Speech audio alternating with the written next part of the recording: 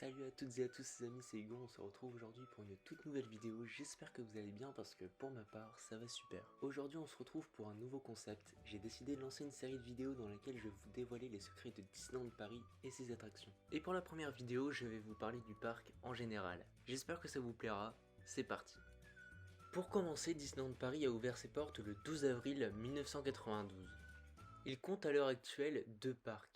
Tout d'abord le Disney Park, lui aussi ouvert le 12 avril 1992, et son petit frère le Walt Disney Studio, inauguré 10 ans plus tard le 16 mars 2002. Disneyland Paris a également Disney Village, mais aussi 7 hôtels. Le Disneyland Hotel, présent à l'entrée du Disneyland Park, le Disney Hotel New York The Art of Marvel, le Disney Newport Bay Club, le Disney Sequoia Lodge, le Disney Hotel Cheyenne, c'est d'ailleurs l'hôtel dans lequel j'avais séjourné lors de mon précédent vlog, le Disney Hotel Santa Fe, et pour terminer le Disney Davy Crockett Ranch. Il y a 5 parcs Disney à travers le monde, le Tokyo Disney Sea au Japon, Magic Kingdom à Orlando, Hong Kong Disneyland Resort qui comme son nom l'indique se situe à Hong Kong, Disney California Adventures Park à Anaheim, et pour finir, notre parc à Disneyland Paris.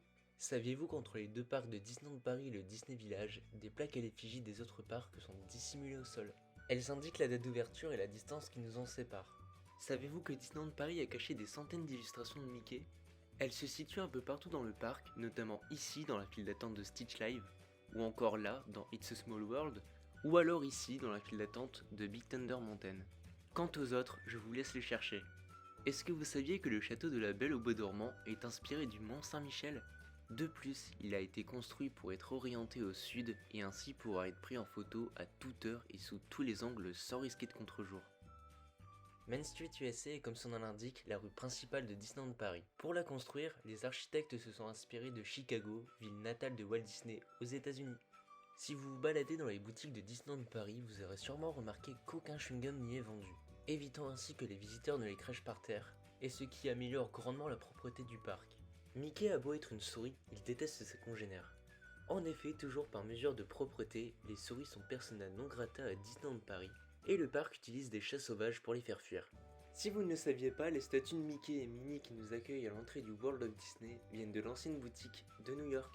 D'ailleurs, pour continuer avec cette boutique, saviez-vous que les fresques du Dôme évoquent les 6 continents à travers des classiques d'animation Disney? Il y a par exemple l'Europe avec Ratatouille, l'Océanie avec Nemo ou encore l'Afrique avec Aladdin.